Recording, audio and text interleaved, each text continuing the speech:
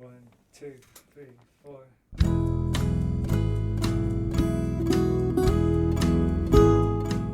Hello, you're listening to the SKYLIT Books podcast series. We are a general interest independent bookstore located in the Los Feliz neighborhood of Los Angeles, California.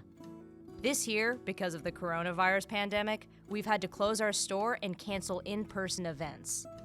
But SKYLIT is your neighborhood bookstore, and we are finding ways to create community even while we're far apart. In the coming weeks, we'll be putting out lots of new audio content to help you discover new books, connect with authors, and check in with your favorite booksellers. To learn more about how you can help keep SKYLIT alive, please visit our website at skylitbooks.com or check out our social media accounts on Twitter and Instagram.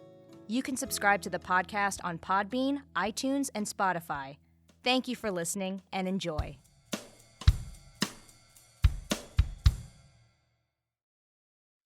Hello, lovely listeners, and welcome back to SKYLIT. This is the SKYLIT Books podcast series where we bring you conversations with authors near and far. My name is Maddie Gobo. I'm the events manager here at SKYLIT Books. I'm your host today. I'm really looking forward to this conversation. It's not often we get to hear from both an author and the person who edited their book. And today's author is someone I'm a big fan of, Mauro Javier Cárdenas. And he's going to be in conversation with his editor, Jeremy M. Davies. I'm going to read a little bit more about them so you get to know them. But first, I want to say a few words about SKYLIT. So right now, we are open every day from 11 a.m. to 7 p.m. weekdays and 10 a.m. to 8 p.m. weekends. You're welcome to come in and browse if you wear a mask and sanitize your hands and all that good stuff.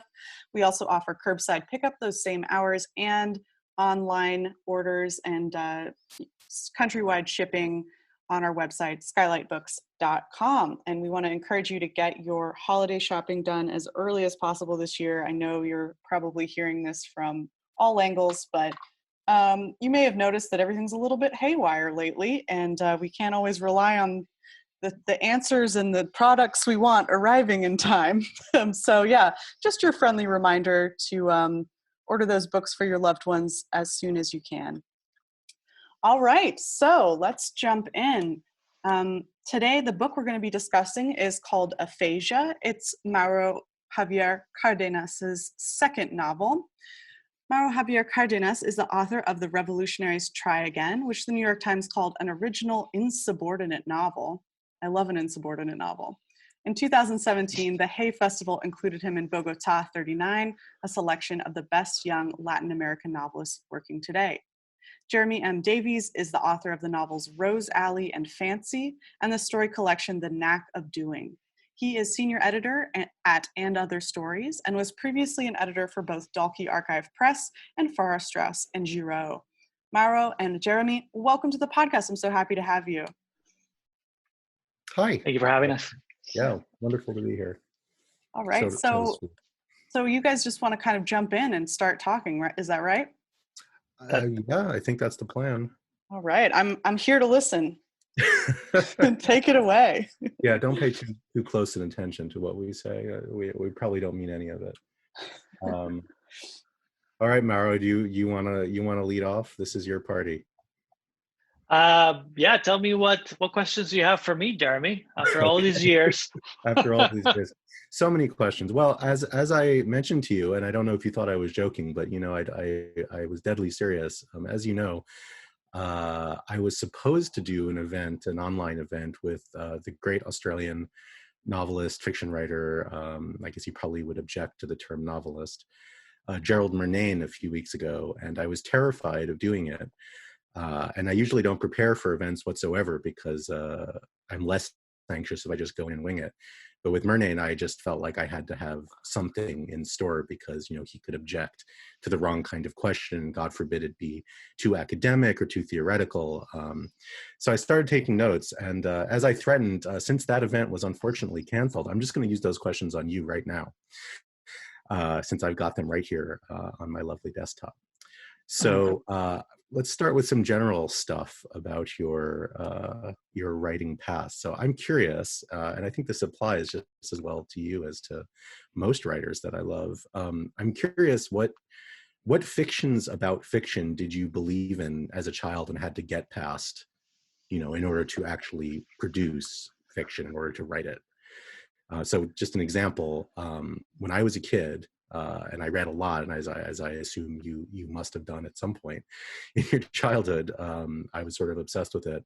But I had this idea in my head that unless I could actually imagine every character and every action and every room and every piece of furniture, I was somehow doing it wrong.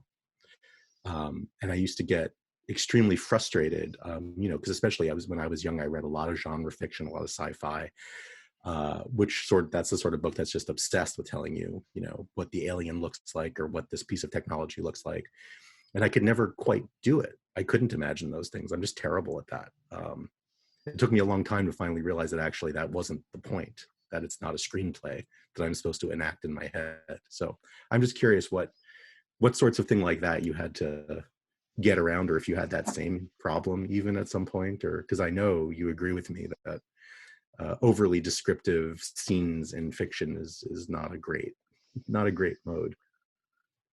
Yeah, a few things come to mind, Jeremy. When I was after I graduated from college and I started reading a lot of fiction, I remember calling my mother and telling her, like, hey, I've changed. I no longer want to be an economist and do public policy. I was very good at math as well, so like my sort of identity was really tied to econometrics and mathematical equations and so on. And my mother reminded me of something I had completely forgotten, that when I was a kid, I remember myself as not reading too much. I was mostly studying math and playing soccer and so on. And she reminded me that when I was a kid, there weren't a lot of fiction in the house. There weren't a lot of sort of novels. But actually, there were no novels at all. My parents weren't big readers, but she had purchased from an ambulatory salesman a collection of encyclopedias, and one of them was about the wonders of the world. Another one was just like a general encyclopedia. There was an encyclopedia about music. And she reminded me that I used to read all those encyclopedias when I was a kid, and that I used to actually quiz her about, I would invent the name of a country and then ask her, like, do you know this country? And she'd be like, oh, yeah. Like, wrong. It's made up, which immediately comes to mind, and of course, I did not realize it at the time, but when I first read the Borges story, right, Tilion Ukbar, right, about the invented country, I didn't. Now that I'm talking, I was like, oh, that's probably why I love that story so much. The sort of notion of invented countries encyclopedia. So this is like a long-winded sort of way of giving you context that when it came to fiction, when I started thinking about writing fiction, I had no idea what I wanted to do. I had no clue. My identity was in no way tied with literature, and so to me, when I first started wanting to write, it was more about like, okay, so I'm not going to be an economist. I'm not going to go back to Ecuador to run for office. So what do I do with my life, right? And so I first started taking courses at the Berkeley Extension, right? So I took a course in psychology. I was like, maybe I'll be a therapist like my mother. I took a class on Ulysses by James Joyce, which should serve as a reminder to the critic who said that I only read the first 3 chapters of Ulysses. But I did take the whole class. And then I took a class on fiction writing. And it seemed to me that fiction writing could potentially be something that could be of interest, because in my mind at the time, and it's kind of illogical, right? Because I hadn't read that much fiction. I was like, well, fiction could be this way of kind of aggregating everything I know about the world and putting it into words, right? And I don't know that much, so there wasn't really that much to aggregate, right? So it's also a really great professional decision for your future and for your stability. Yeah. Exactly. So I think that I was fairly clueless about kind of what fiction meant, was supposed to mean to me. The only things I knew at the beginning were that I like Borges and that I like Hopscotch by Cortázar. I think what that meant to me in my mind was that on the Borges side, like the conceptual fake essays especially Pierre Menard, right? That's one of my favorite ones. That that was one of the things that caught my attention. And then the other one in Hopscotch, the kind of ludic aspect of the sort of playfulness of that book, starting with like the epigraph, right, which is from a made-up epigraph from Cesar Bruto, which is supposed to be like this dumb character who like talks about being a bird, and gives you it's like this epigraph has this combination of like mockery and like metamorphosis and like moral instruction. It's hilarious. Anyway, so those were kind of the starting sort of books that made me want to sort of figure out whether I could be a writer. And then years and years and years went by where I had no clue what I was doing whatsoever. I was taking a few courses here and there, like during the summer, the Berkeley extension. And of course, as you probably know, in the majority of these courses, they teach you from like the best American short stories, right? Which the majority of those stories are the antitheses of what I, instinctively felt I did not want to do. And it was only like years later when I took a summer course with some folks from Narrative Magazine, Tom Jenks and his wife, that he made us read the Poetics of Aristotle. And there's a chapter that lays out very clearly how conventional fiction works, right? The reversals and recognitions, the conflict action resolution, those kinds of things. And I was like, oh, okay, so this is why I don't like about fiction. This kind of formulaic thing is what I don't like about fiction. And so that made it easier for me to kind of know, okay, so if I'm not going to do that, what am I going to do? And then that took an extra few years, right, to figure out, okay, what does that mean? And I think even in my first novel, I didn't quite know the answer. As you know from reading the book, there's all kinds of styles that I deploy in that book. Yeah, it's much more, what's the word? Polyvocal than aphasia is.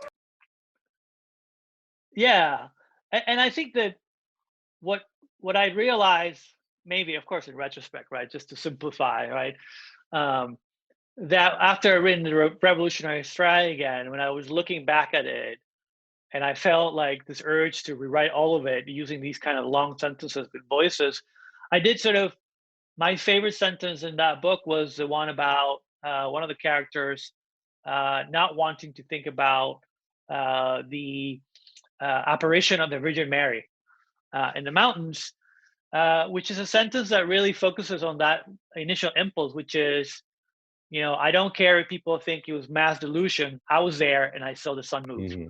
That sort of sentence kind of does away with kind of scenes. It does away with traditional conflict. It does away with a lot of things. But what it does is it takes that impulse, right, of, not caring about people saying it was mass delusion, that he was there, and exploring it and exhausting that impulse and really kind of circling it over and over again until you can no longer say anything else. And so that kind of sentence felt to me, or it feels to me now, it still does, that was the kind of sentence that would take me to, that would not take me, that it would give me a place in what I wanted to do, that this is what I wanted to do, that I wanted to take these impulses and really explore these impulses with everything that fiction allows you to do, right? Which is explore memories, create analysis, imaginary dialogue, imaginary scenarios, quotations that flow through the mind.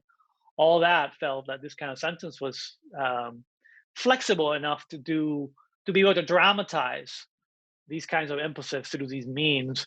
And I think aphasia gets closer and closer, I think, to that, to using only those kinds of sentences.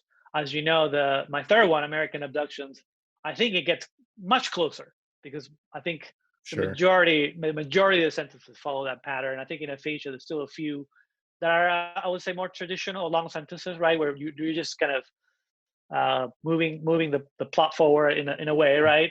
But there is quite a bit of these kinds of performance of an impulse sentence. Maybe, I mean, since I think now we've probably alienated, all the listeners who aren't truly serious. Maybe you should talk a bit about. Maybe you should say just a couple of words. This isn't one of my questions. It just occurs to me that it might be a good idea for people who, because since aphasia is only now coming out, and obviously we're both very familiar with it. But I wonder, maybe you just want to say briefly, what the revolutionaries try again is about. If you probably have practice now saying that in one or two sentences, and then how that changes going into aphasia, and how, even if you want to, how that changes going into American abductions, just to give like a real, a framework for people to hang what we're saying on. Yeah, sure. The revolutionaries try again is a character called Antonio, who returns to Ecuador to try to run for office, but never really does. That's it. And That's a good the fun of the novel in many ways is that the title gives away the plot. The revolutionaries try again. So I didn't feel the need to then try to dramatize what was very obvious, right? The sort of trajectory of somebody going back and trying to run for office. So that novel has, a number of different styles, from some traditional styles to sentences with formal constraints, sentences that have only use em dashes, and so on. And so, and there were many characters in that novel, and it was, in a way, it was just trying to portray a certain time period in Ecuador, 80s and 90s, and how that sort of time period evolved. I think aphasia is very different than the Revolutionary Try Again, in the sense of, when I finished Revolutionary Try Again, I was asking myself, and I'm sure you do this all the time, right? It's just, what is it about fiction that I like? What is it about my favorite novels that I like? Yeah. And to me, although I love novels like 2666 by Roberto Bolaño, which are these huge novels, right? And and other novels are kind of large in scope, like even Life of User's Manual by Perec, right? I did sort of, as I grew older, maybe I don't know if it has anything to do with age, but some of my favorite novels are still novels where it's just really one character, and it is about the consciousness of one character. So Austerlitz by W.D. Siebold, probably the first half of it is probably my favorite, 100 pages in literature, right? Which is about Jack Austerlitz telling the narrator about architecture and fortresses. Right. Yeah. And you having, as a reader, no idea why he's telling you this.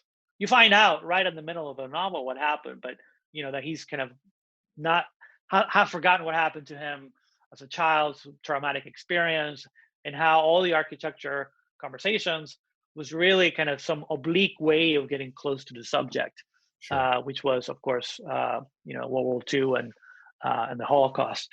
And so in aphasia, I really wanted to say, okay, what happens if I do the same? If I just focus on one character, right, and just focus on all the impulses related to this one character, and focus on this one time period, a time period in which Antonio, now from Colombia, from Bogota, has a family, and his sister has lost her ability to distinguish between what's real and what's not real, and therefore she has escaped because she's in trial for some things that she's done.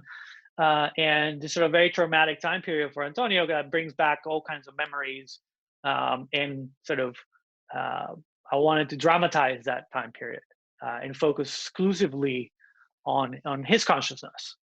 Although, of course, there are a lot of different voices that come into it, right? And so his consciousness gets extended by the recordings of his mother, recordings of his former wife. So I think there's other voices, but they're all filtered through Antonio's consciousness. Yeah. I think on the third one, it's the same Antonio and the same family, but Antonio has been deported, and so the novel is more of I would call it a surrealist oral history, where Antonio and his daughters, have been interviewing Latin Americans that have been deported from the United States, and it's mostly monologues, right? These sort of first person, third person Q&A monologues that also have all these voices in it.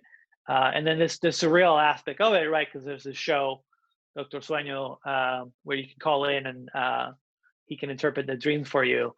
So, in a way, it's I would say aphasia and American abductions are closer to one another, like because it's where I already feel that I know exactly what I want to do with the sentence and how I want to approach it, and so my preoccupations become more around the subject matter, right? And how to approach those impulses, how to find the impulses that I think are important for the character. Um, Yeah. I think you should change Antonio's country of origin with every book. yeah, that's right. And then I can say, well, yes, this is one of those transnational. Exactly. Antonio gets reborn in a different country. I think there's a couple of books like that, right? I think There are. Enrique has a book like that, right? Yeah. There are. No, I like that idea. It'll throw everyone off the scent even more. Well, that kind of leads me to my next question, which is one I think it's I don't know, it's you and I guess we're I would broadly describe us as weirdos who tend to be more interested again in the Thomas Bernhardt, that kind of high modernist or low modernist. I don't know what Bernhardt would be. I hate the word experimental with applied to fiction, but I suppose that is the easiest way to make people understand the sorts of things that one is attracted to, not exclusively, but often those books tended to be the more important ones for us. I'm speaking for both of us, if that's all right. You can contradict me, but here's my question. And I studied with William H. Gass, and I really idolized him for many, many years. And this is always a sort of an issue with him and with writers who throw a lot of muscle, I guess, into their sentences.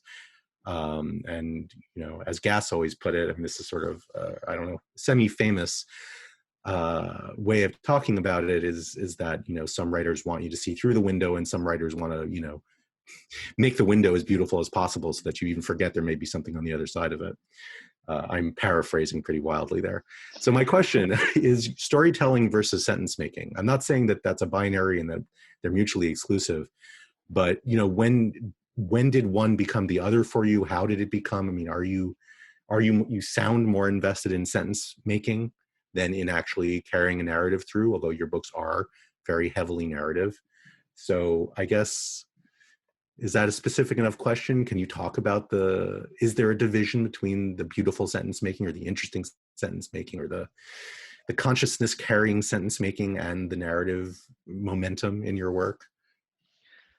Yeah, it's interesting. I think and by the way, for those that are listening, Jeremy and I actually met prior to you being my editor. We were introduced by a bookseller, Stephen Sparks, who is the owner of Point Reyes Books. Prior to there being any relationship between sort of editor and writer, Stephen had just sort of said, "Hey, I think you two should meet. You like the same kind of books," and it turned out we did, and we tend to have the same kind of absurdist, death written humor. And so we text each other every now and then with mostly GIFs these days. Yeah, it has become into that, yeah. And so I think William Gass has come up at some point or another. And the reason Gass comes up, to me, is that I think that when I started writing, way back, when in my 20s, I was really definitely in the camp of Nabokov and Gass and like Gary Lutz and all that, right? The sentence is a lonely place, and the sounds and all that. And in some ways, I'm still there, right? I love those writers more than I love anybody that sort of wants to tell me a story, right? Because every time somebody wants to tell me a story, I immediately I can tell already kind of where the story is going. I can tell already that they're trying to tell me a story.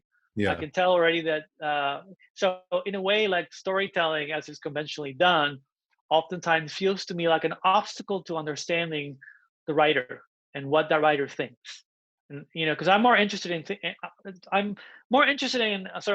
sort of reading what the writer thinks, right? or the narrator that writer's creating, whatever, that I am interested in kind of what's going to happen to the narrator or the characters, just because those sort of structures of narrative just feel so I don't know, just feel like artifacts, right? I mean, they're everywhere.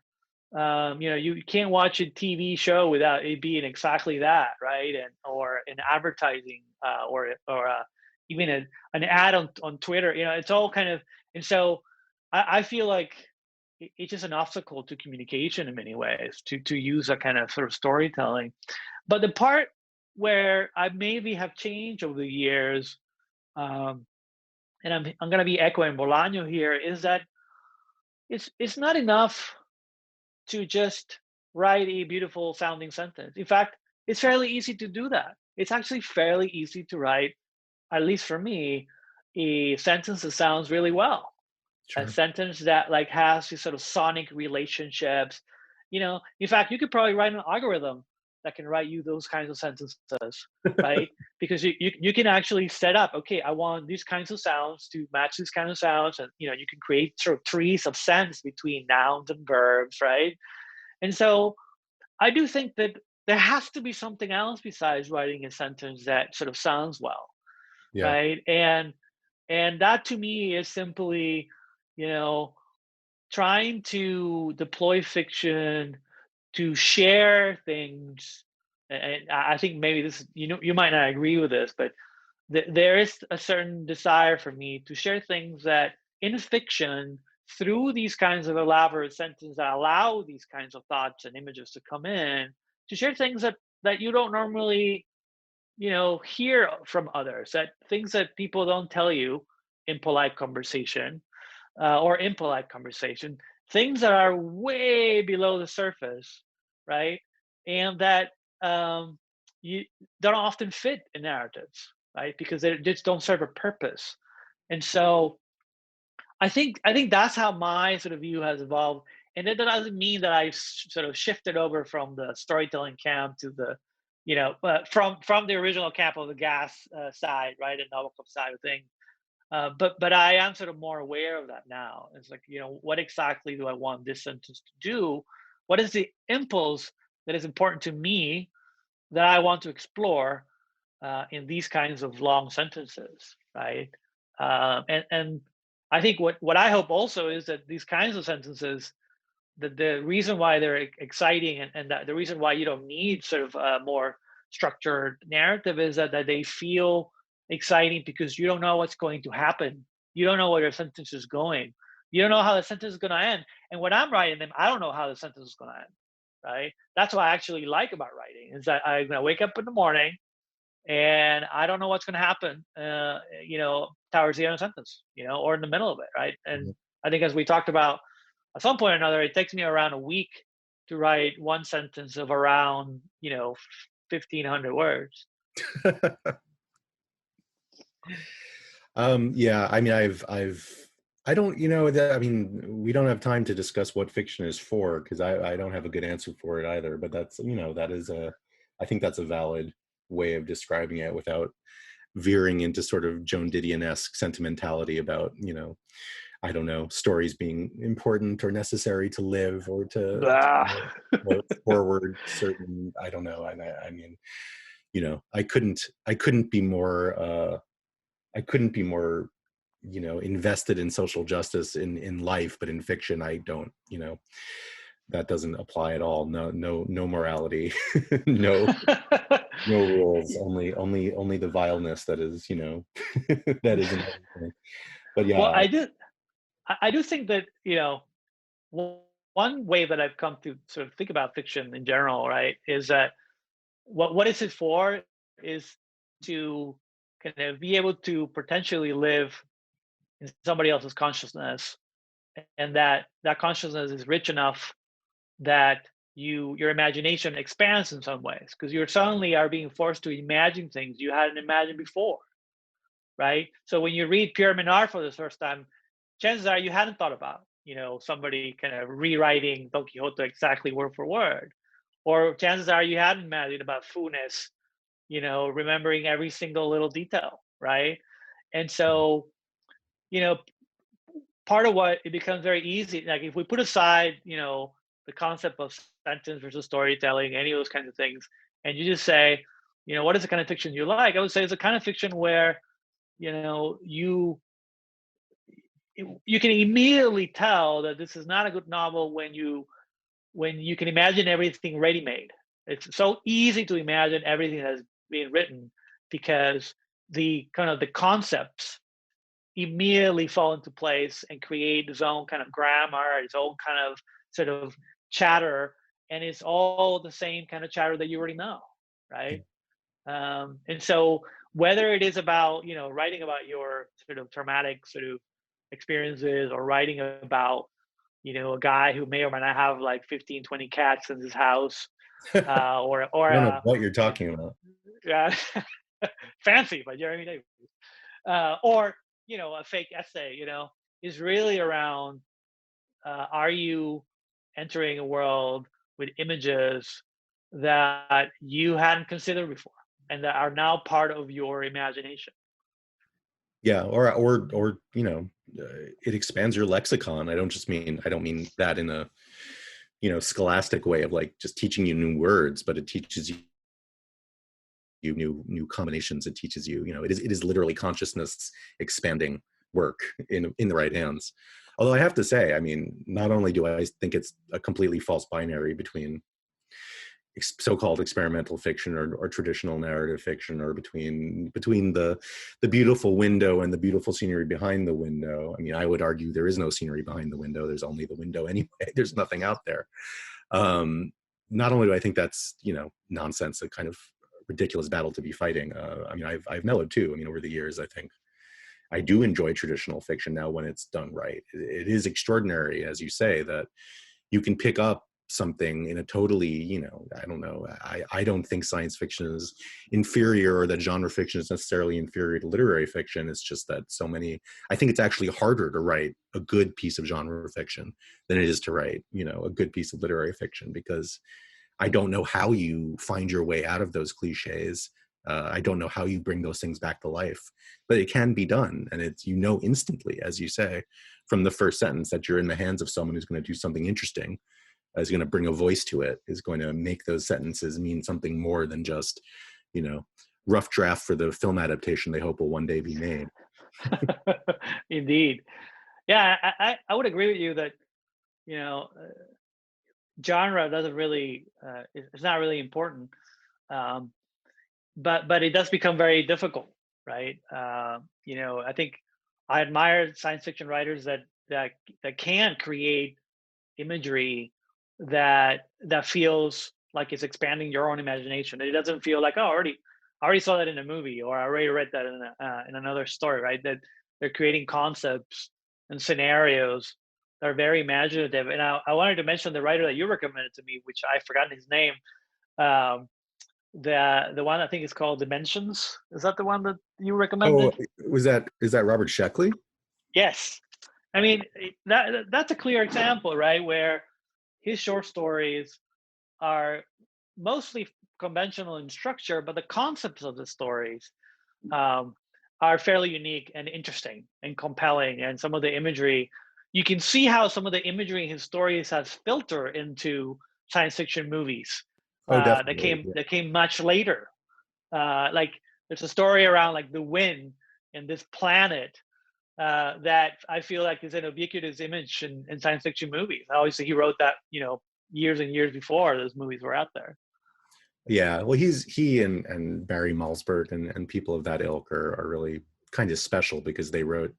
I mean, this, here I am, middle-aged or rapidly approaching middle-age, and instead of talking everyone's ears off about how wonderful James Joyce is, and believe me, James Joyce is wonderful, but now I'm just sort of absolutely fascinated that people like Sheckley or Malzberg, or I don't know, Joanna Russ or Samuel Delany on a good day, these people were writing like 6 books a year or more. I mean, Delany has like how novels often at the very end there's sort of that affectation to say 2002, 2007, whatever, these are the years that I wrote it, this is the city I wrote it in, and Delany has like March to June, March to April in a single year. for like a 300-page novel. And Malzberg's the same way. I mean, he was feeding his family doing this stuff, and he just churned it out. And, you know, there are better ones and worse ones, but he never lets up. You're always in the hands of a consciousness of a sentence maker of very high quality who can poke fun at what he's doing and knows literature, but is doing this, you know, and it's extraordinary to me that you can pull that off. It really is like, you know, getting out of a straitjacket underwater, you know, whereas, you know, sitting down and writing, you know, as I tend to do, you know, these beautiful sentences about, you know, about lunatics spinning out their own little worlds is considerably easier, actually. Well, it's another category that I find that, you know, very interesting and like very difficult is what we could call conceptual literature, right? Because conceptual literature is very similar in the sense that, you know, for it to be interesting, the concepts have to be interesting. And so when you take away kind of psychology from the novel, right, and all you're doing is sort of looking at certain concepts and looking at connections between them, that's something like Vila Matas, right, or Borges, of course. You know, it becomes very apparent even quicker that the concepts are ready-made as well. And so, I say this because the novel that I'm writing on right now. I put a very simple rule, whereas it's Antonio and his family again, but he's not allowed to talk about trauma or loss or any of those things.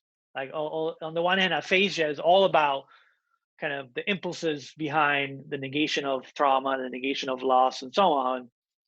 In this novel, Antonio says, I'm tired of writing and thinking about trauma and loss, so I'm going to write about things that do not contain any of that. And I will not allow any of that to come in. And so it becomes basically what I found the first 100 pages that I've written is that it's conceptual, right? You're really just looking at concepts and exploring them. So it becomes more essayistic in a way. It makes it even more difficult to make it compelling, right? Because you can't use emotions as a crutch, right? Are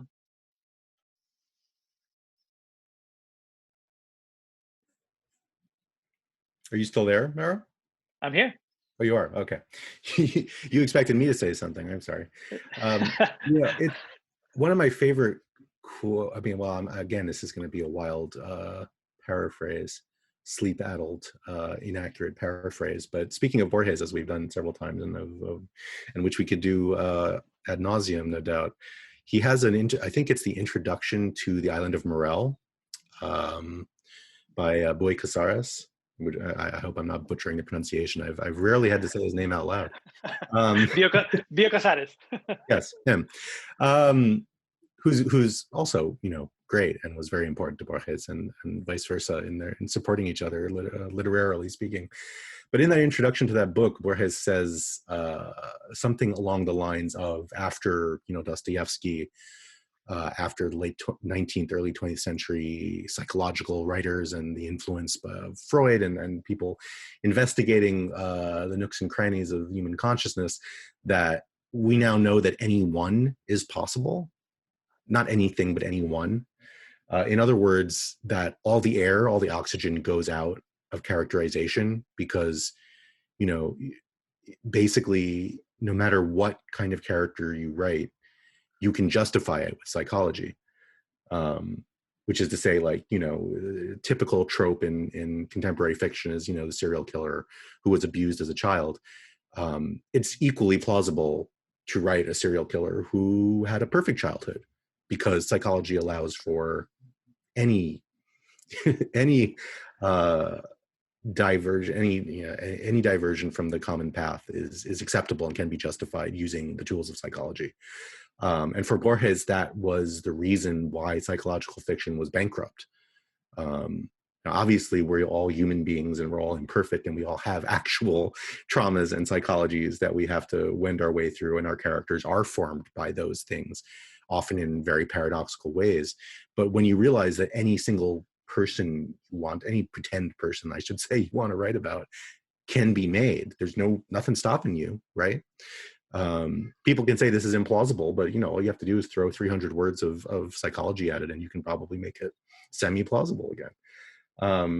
That's the reason why Borges favored genre fiction, favored, more constrained fiction, because he was saying that, there's no there for the human psychology really in fiction anymore. So we have to put something else in. We have to go somewhere else. Yeah, I agree with that, and I would say that in aphasia, you could kind of call it a psychological novel, but it's a psychological novel of negation. It's a psychological novel in which some of the tropes of psychological novels get called out and said they shouldn't matter, but here they are, right? So one of the typical sort of tropes of psychological novels, and you see this a lot in movies as well, is that like you said, right, a character's doing something, and then you have to do backstory to explain, the origins of that particular action, right? Why did the character do this? And it's actually really obnoxious because I feel like it's almost being filtered into kind of action movies as well. Like, there's that movie like Mad Max, right, where like it's supposed to be Mad Max is more complex because it has these flashbacks, right, about what happened, and they, and it's almost like there's a certain linearity, right? Okay, the character's going to do this. We'll make the character more complex by giving it a backstory that explains some of it, right? Some motivation of it, and like you said, of course, as humans, there's some of that in it, but this, fiction is not necessarily the same as being a human and being alive, right? Like fiction is supposed to, like we were talking about, like find other avenues of expression and around those kinds of things. And so I think there's a quote by Grace Pelly in the book around she hates plot not for literary reasons, but because it takes all hope away, right? And I think and I think hope generally, right? Hope that the book will be interesting, Yeah, Paley was another one who she really knew somehow how to write those, I don't know, those 2,000 or sometimes in her case considerably fewer worded short stories just about simple interactions and somehow making them something else, making them something wonderfully alien, purely through technique and through insight. Goodness knows how she pulled it off.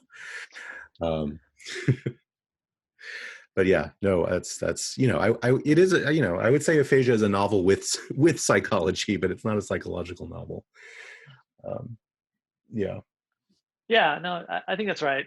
I think I pay a lot of attention to Antonio's emotions, but those emotions sort of lead to a variety of places, right?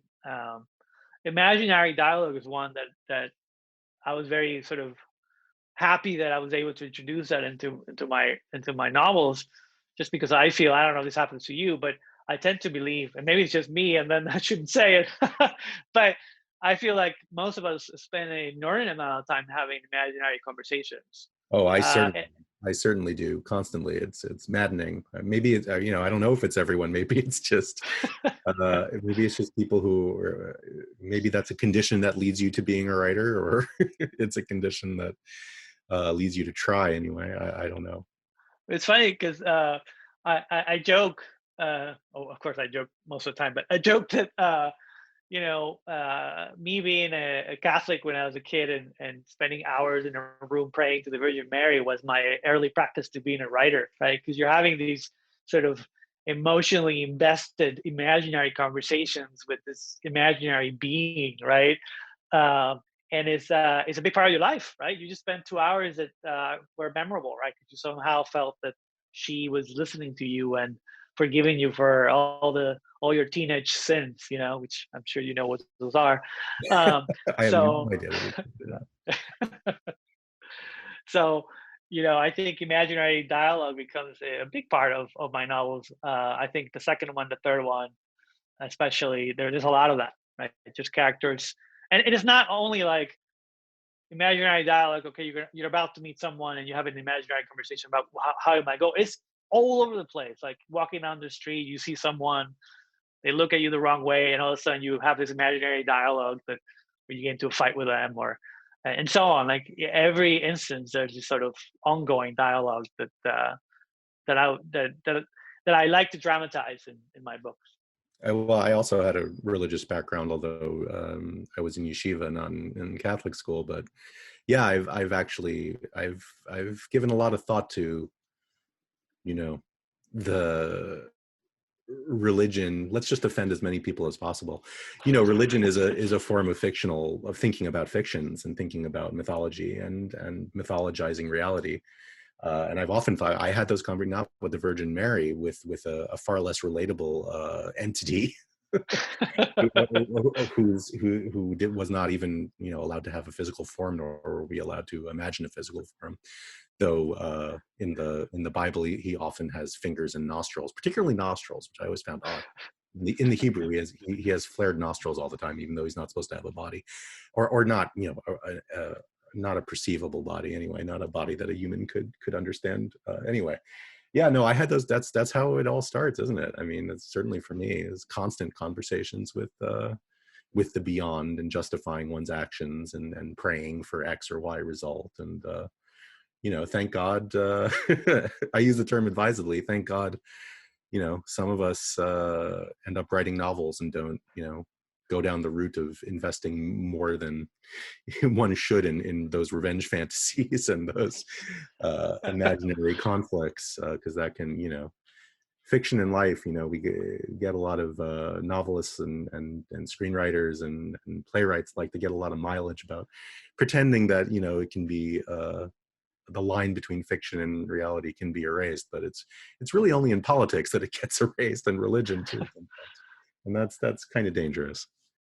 Yeah, one of the most vivid memories I have from elementary school, which just still amazes me that we can remember like things for so long ago. It's just odd that I was in elementary school and my mom had just bought this really expensive 600-word algebra book that we needed for class, and I lost it.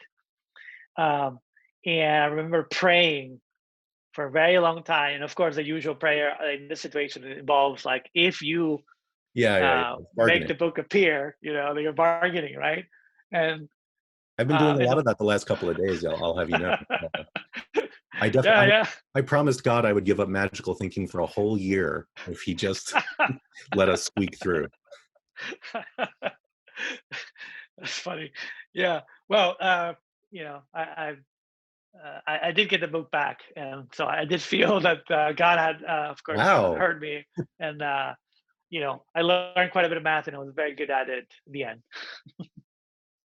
Yeah, and then you threw it all away and started writing novels, man. I don't know.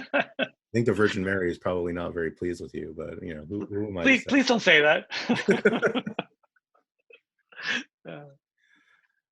Okay, well, we've gone for like an hour now, or maybe a little less. Are we good for? Should we wrap up, or? It'd be funny if Maddie's like, if she's not there. Just hello. No, we've just been talking. Here. Yeah, no one's recording this. I've been listening the whole time. Actually, the best possible way to get writers to publicize books: just put them in a room, let them talk, and just wander in, wander out. Don't pay them any attention. You're like, are you still there? Shut up already. No, not at all.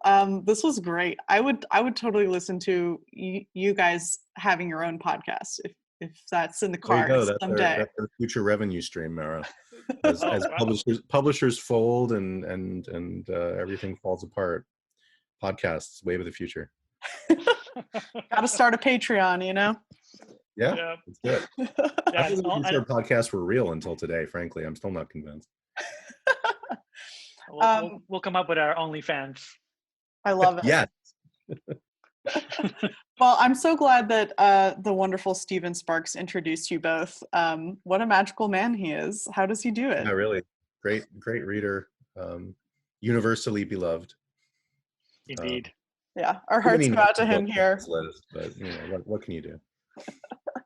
We won't have nature for many more years, so we should read about it while we can. Oh God.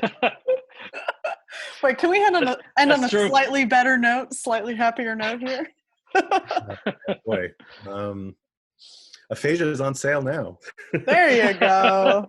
Bring it back around to the book sales. That's what we like. Yes, that's all that's for. All right. Well, Jeremy and Mauro, thank you so much. This has been a blast and just a lovely treat. So thanks for making the time for this conversation. Is there anything else either of you would like to say, or do you have any projects you want to plug beyond the book?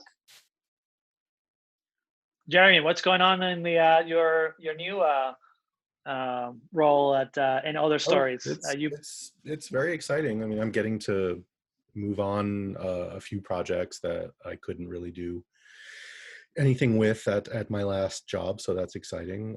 You know, things are still processing, so I'm not sure I should be making any announcements without permission, but some exciting stuff, some English language stuff, some translated stuff, you know, the usual way things go with me.